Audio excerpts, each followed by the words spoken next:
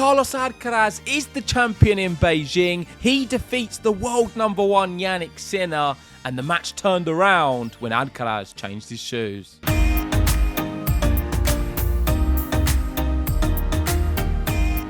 That's right, it was a really close match between these two. It's what we was going to be expecting in a final between two of the best players in the world. We got Jose Morgado saying, what a final. Carlos Alcaraz defeats the world number one, 6-7, 6-4, 7-6 to win the Beijing title for the first time. It was 3 hours 21. Fourth title of the year for Alcaraz, his 16th career title. And he's now 3-0 versus Sinner this year, which surprised me. I really didn't realise that until after this match, that he has not lost to Sinner in 2024. And there's so much to unpack in this match. The first thing you've got to mention is it was very, very tight. I wouldn't say it was the best quality of matches in terms of what we've seen before with these two. I would say there were spells of absolute brilliance and still a lot better than the general tour.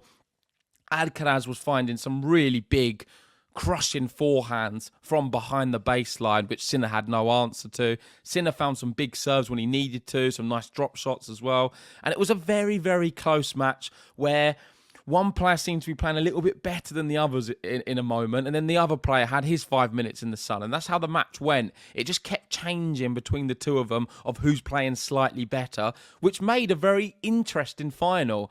And I wouldn't say it was an amazing high-quality tennis final. It was more interesting, and you just didn't know what was going to happen next. Despite it still being a high level, I really did enjoy it, and I'm sure you guys did as well.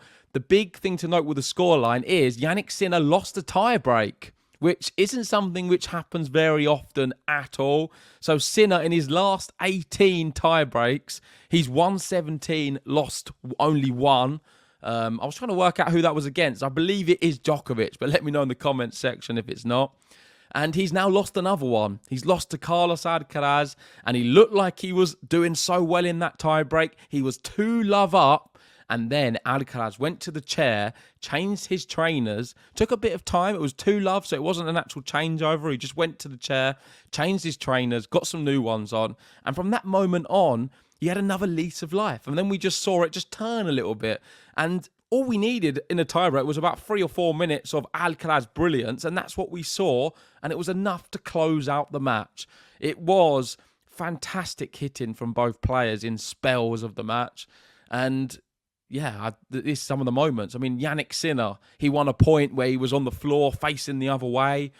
Ridiculous defence. And that's something which Sinner, I think, does have in slightly better than Alcaraz. His defence is sublime. He keeps balls alive, which nobody else can.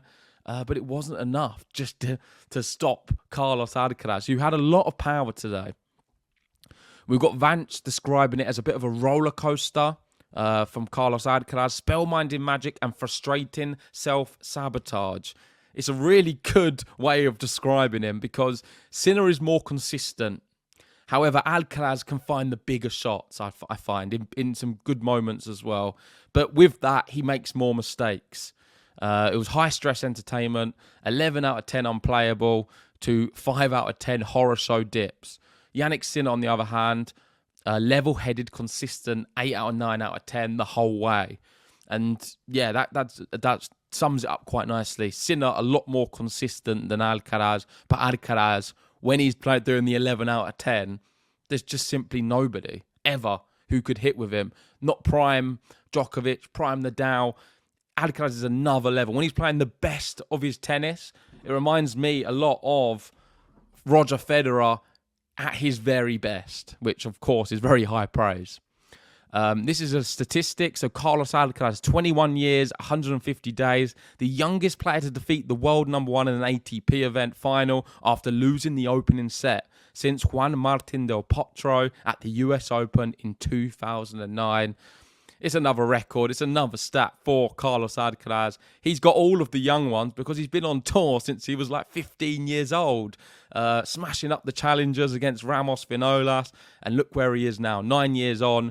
He is a staple of the ATP Tour and beating the world number one in a big tournament in China.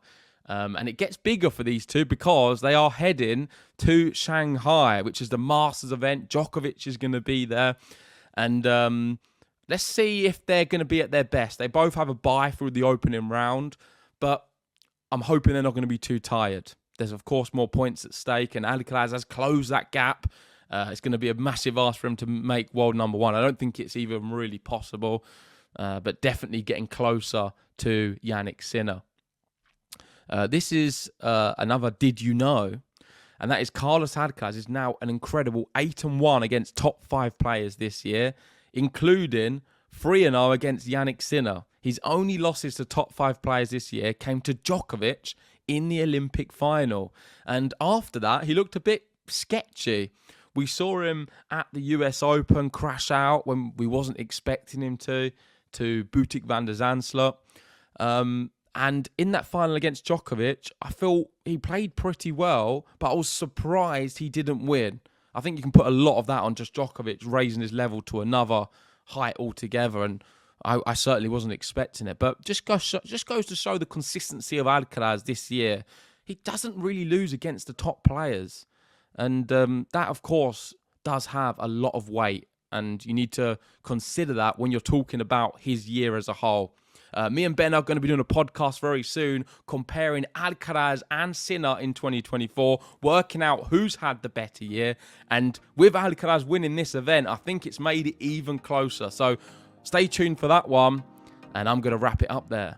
There we go. That is my reaction to the match. Alcaraz changing his trainers, turning into God mode.